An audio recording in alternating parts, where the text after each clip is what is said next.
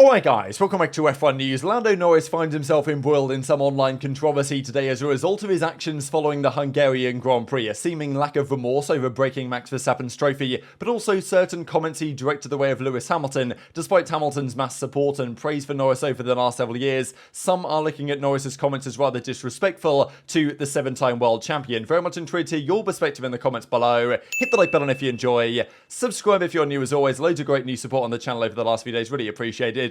And I'm pretty sure we're only just getting started here, to be honest. First of all, this from Chris Midland, or from Alfa Romeo really, confirming they have a brand new livery for the Belgian Grand Prix, which is coming up this weekend. This is going to be their car, where if we fast forward to the ends, it's a Kick livery theme. If you guys don't know, Kick, it's a streaming service, kind of like Twitch, and they've got the 95.5 thing on there, which is like their big thing, because that's the cut that they only take like a 5% cut, I think, of the subscription revenue, something like that. So yeah, this is the car. You've seen a lot of these liveries kind of cropping up in Formula 2 on some of the Red Bull cars, I think. But yeah, this is what they're going to be running. So it's a bit obnoxious, to be honest, but it's going to, well, you're going to see it coming, let's just say, with that neon green on the car. Let's talk Lando Norris then, because a few things that have caused up some controversy online today that I've been seeing going around. This being one of them, of course, breaking the trophy, Max Verstappen's trophy on the podium celebrations. Okay, Lando probably should have known better than to smash is his traditional thing. Now look, 2 podiums in a row for Lando Norris. The first time that's happened in his career.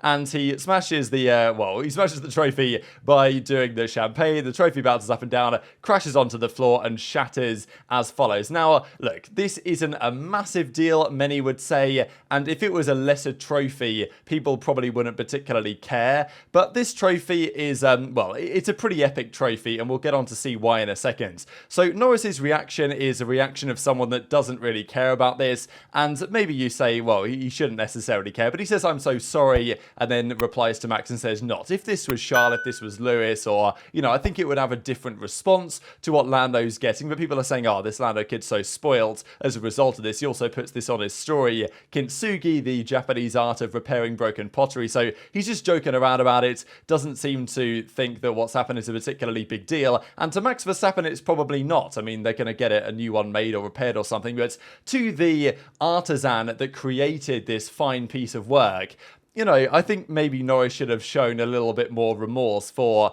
breaking something that took, I think, 40,000 euros just on the materials, and then I think it took about 6 months of craftsmanship to put this beautiful trophy together, which is pretty legendary with respect to the Hungarian Grand Prix, and it was destroyed in an instant by Lando Norris. So you could maybe say, well, should Norris have been a little bit more remorseful about breaking something of this magnitude? He doesn't really seem to care. So that was the first thing of the day. The second thing was with regard to comment on Lewis Hamilton following the Grand Prix. He passed Hamilton on the second corner right, and Hamilton was stuck behind those McLarens until the ends, and then Piastri got a bit of floor damage. Hamilton had good pace on low fuel and was able to get Piastri but couldn't get Perez, so the final podium spot went to Perez, and Norris held on despite being 35 seconds odd behind Max Verstappen to second place, and a back-to-back second place at that. So Lando had a terrible car at the start of the season. That McLaren was atrocious, but clearly McLaren have made massive steps over the last few races, and they've got more upgrades to come. Max Verstappen's also been giving his thoughts on Lewis Hamilton in some sense here, so he made the comment, he's now on 44 wins, obviously 44 is Hamilton's number, so he says, "Oh, hopefully I don't stay on 44 too long, that would be terrible, need to get to 45 quickly," clearly commenting a little bit there on, you know, doesn't want to stay on the Hamilton number for too long.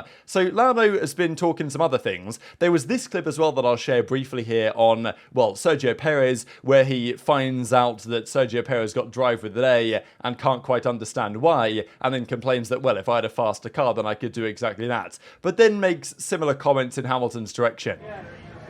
You got driver of the day? What the hell? You did. You've got to work harder. You need a quicker car. Yeah. So we know that Max and Lando are good friends, and Max was saying to Lando, like, "Look, I felt sorry for you the first few races, the car was terrible," and then he says, you know, like yesterday, Lewis complained about how tough it felt finishing outside of first, try racing in 19th and 20th. So this was the full quote from Norris following the Grand Prix. "Generally, I don't think we expected to be here this weekend, especially in P2. Both Red Bulls are way quicker. So the expectation to be ahead of them is basically a 0. Mercedes were on pole here last year, their car has been pretty good. I know Lewis complained a lot about how amazing praising our car is, the McLaren, and how bad theirs is, but they don't have a bad car, and they haven't had a bad car all season, which is, you know, you can look at this and say, true, fair enough. Hamilton does say that their car isn't good, but the reason why he's saying that the Mercedes isn't good is because he's not looking to get P2 or P3 or wherever. He's looking to win a championship, right? He doesn't really care if the car isn't number one, and that's the mentality he has. Yes, in recent races, he has referred to the McLaren as a rocket ship. He did around Silverstone, mainly because of its incredible high-speed performance through Maggots, Beckett, Chappell and Stowe,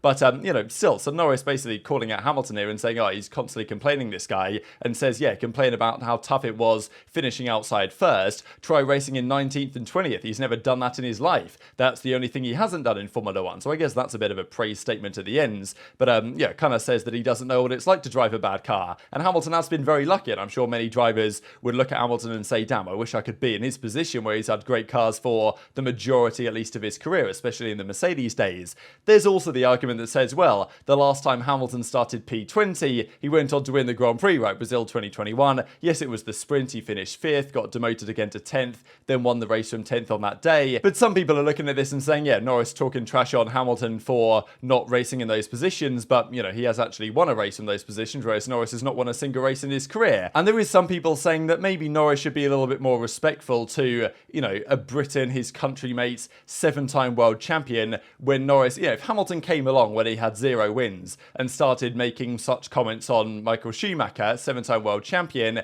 it would seem like Hamilton was just, you know, why is he talking trash about, you know, one of the greatest drivers ever? And some people would say that it feels the same way with Norris towards Hamilton, especially because of the such praise that's been put on Norris the other way around. We'll get into that in a second. This was also a comment that was made from Norris back in whenever Hamilton got his 90 seconds race victory, I think in 2020, when Norris said, I'm happy for him, nothing more, doesn't really mean anything to me. He's in a car that should win every race, basically. He has to be 1 or 2 other drivers. Fair play to him. He's doing the job, but just another win for him from my perspective, which is fair enough. Norris doesn't have to say, oh, you know, congrats Hamilton, greatest ever and all this stuff. But you would think as countrymen there might be a little bit more of that going on, especially when fast forward to the present day again, Hamilton has been very complimentary of Norris's abilities over the last couple of years. I'm sure Hamilton looks at Norris, he looks at Russell and he thinks, well, that's the next generation of British potential Formula 1 world champions. On Silverstone, Hamilton said huge congrats to Lando and McLaren, good to see them back. Austria, he said, McLaren, well, Lando did a great job today, they were super quick. And even in Hungary, he says, you know, Lando's been doing a mega job, great to see McLaren up there. So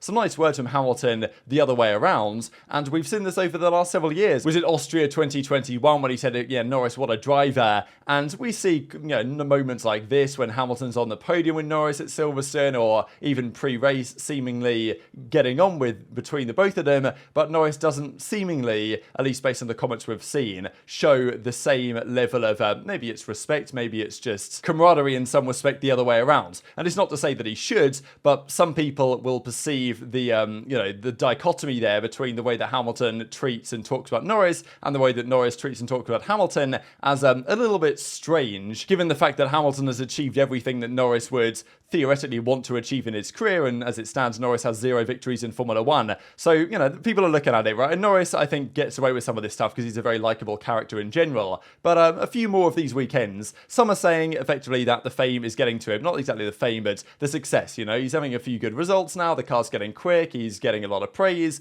and maybe it's affecting his post-race reaction, shall we say. But nonetheless, he's driving very well and is a very promising candidate to be a Formula 1 champion in the future, and maybe to join Red Bull or to join a better team down the line. And Norris has outscored both Ferrari and Aston Martin over the last 3 races, and McLaren are running away with, as it stands, 5th place, but it could well be 4th at some point. They are catching both Ferrari and Aston Martin at the current rate that they are gaining points. McLaren, they will catch Aston by, in like 8 races time, something like that. They will catch up, so that would be really exciting to see. And Alpine have been left in the dust. They're closer to Haas now and Williams than they are to McLaren after another shocking weekend from them. So that's just how that's going, and McLaren and Norris making great progress. Will it continue? We shall see.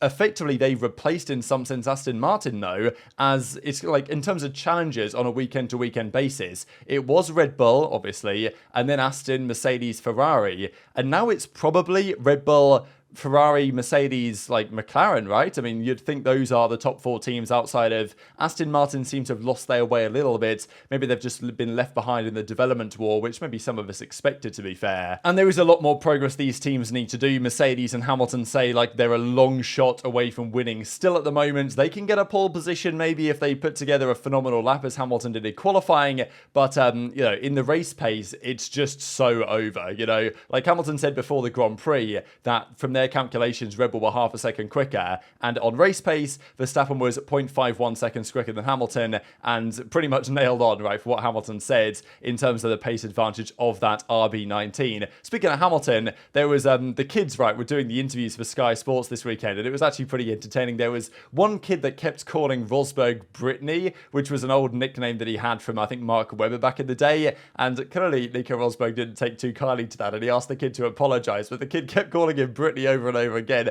You guys could probably find the clip on YouTube somewhere. But there was also this interview that was done with Toto Wolff, and he apparently whispered in the child's ear. And if you listened closely, you could actually hear him say that the deal with Hamilton for his contract extension is going to be a 2-year deal, taking him until seemingly the end of this cycle of regulations. That's going on. We also saw that Toto Wolff yesterday commented on that every car that is in the Red Bull right now is an F2 car in terms of how the comparison between the lap times and the performance in a race condition. And Vasseur says, well, we had the same feeling when Mercedes was there. We need to just focus on ourselves and do more and minimize mistakes. I don't think it makes sense to make those kind of statements, kind of directing that Toto Wolff's way. But I think when you're in Toto Wolff or Lewis Hamilton's position of dominating for many years and now not in that position, it's, you know, the comments come quicker, as you might well expect, because if your ambition is to win every single year and win as many races as possible and not even close to that, that's frankly a different ambition to what Ferrari presently have, because at this point it feels like they're just trying to find a way to be competitive weekend on weekends and figure out what's going on rather than actually seek a championship, because, well, last year was their chance, I think we'll put it that way, and I think that's becoming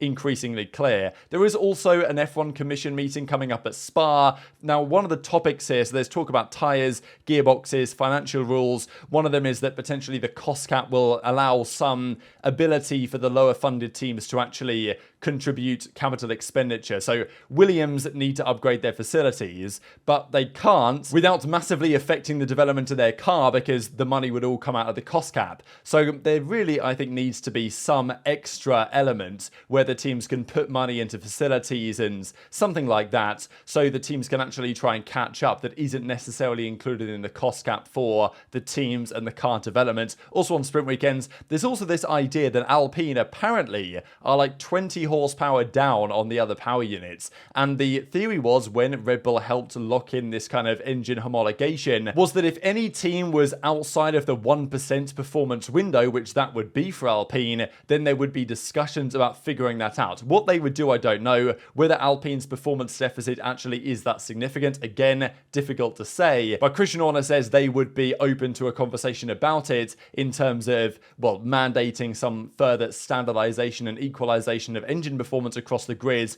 How they exactly would figure that out for next season, I guess, remains to be seen. And just to make it clear that if anyone thought that maybe Spa won't go Max Verstappen's way, which I don't really think anyone does, Helmut Marko says that actually even this weekend they couldn't maximize or fail to maximize the full potential of their upgrade. And he reckons that going forwards, they will fully exploit that upgrade, and Max Verstappen's going to lap everyone every Grand Prix, apparently. So very much enjoyed your thoughts in the comments. Hit the like button if you enjoyed. Subscribe if you're new. Take care, and I'll see you next time.